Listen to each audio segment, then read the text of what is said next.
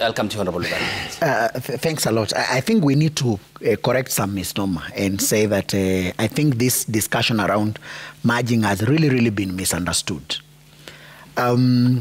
Look at banks. I like citing examples because sometimes we look for solutions in this country and make it look like our solutions are so far away, whereas the private sector in this country is already showing pace of how things are supposed to be done. The same failed public policy where things are not happening in our universities. Strathmore is thriving, his university is thriving, that's Management University of Africa.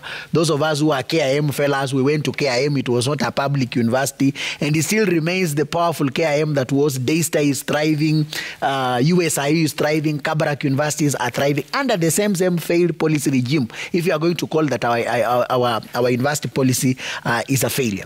This is what we need to put into context when we refer to merging. And I've started by mentioning that the Presidential Working Party has been categorical that all the teacher training institutions in this country should be merged into the Kenya Teachers Training College. And the existing teacher training colleges should become campuses. There is nothing wrong in you getting a campus in Marsabit or getting a campus in Kakamega or in Busia. What do you say that the entire idea of thinking about a whole structure that it has to be dished out in every county, this is not an equitable revenue that we are sharing.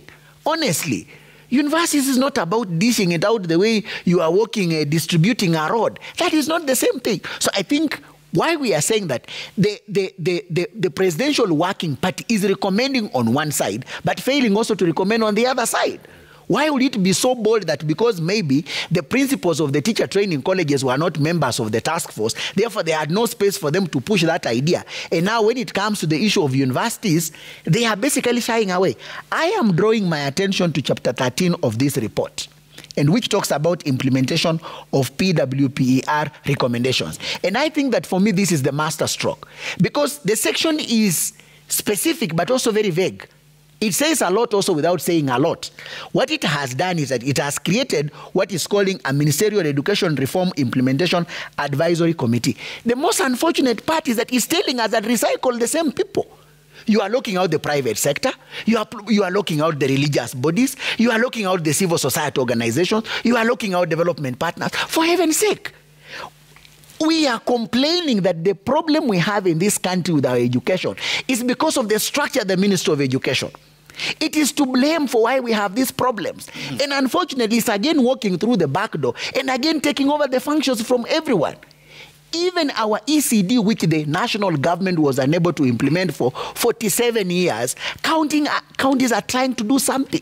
The ministry has watched as counties are failing to do their part. There is nothing that stopped the Ministry of Education in terms of intervening and supporting counties to develop structures for ECD. Okay, so unfortunately, it has sat and waited for them to fail so that it can take back the functions. Okay, TSC has never failed to pay teachers. Now, the ministry, which is even unable to pay teachers who paid for exams, now is telling that they should be consulted over everything. For heaven's sake, Ayub, this is what we are saying. Let's have a sober and an objective conversation. We cannot engage in this blame game throughout. Let the ministry take responsibility and accept that it doesn't have the monopoly of ideas.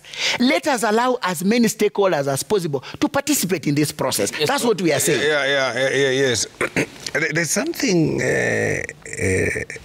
Galgalo